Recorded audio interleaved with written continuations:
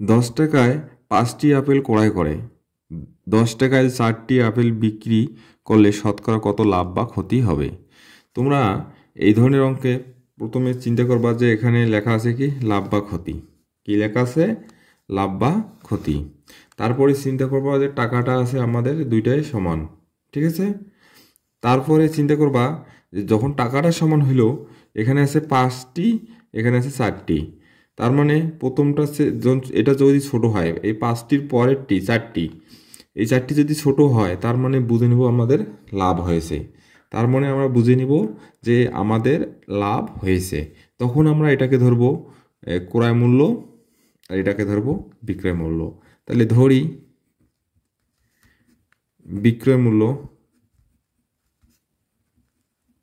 বিক্রয় মূল্য 5 টাকা আর ক্রয় মূল্য ধরলাম কত 60 টাকা। তাহলে লাভ হয় 1 টাকা।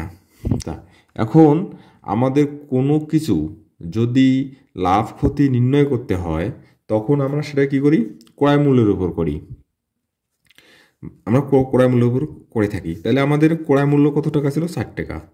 তাহলে আমরা লিখতে পারি 60 টাকায় লাভ হয় 1 টাকা। এই 1 টাকা, 1 টাকায় লাভ হয় কি বেশি নাকি কম?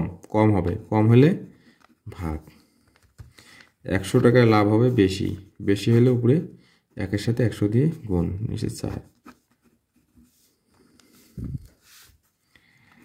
25 টাকা। কিন্তু উত্তর আমাদের ফার্স্ট সেন্টেন্সে দেওয়া আছে, তো আমরা এইভাবে লিখব উত্তর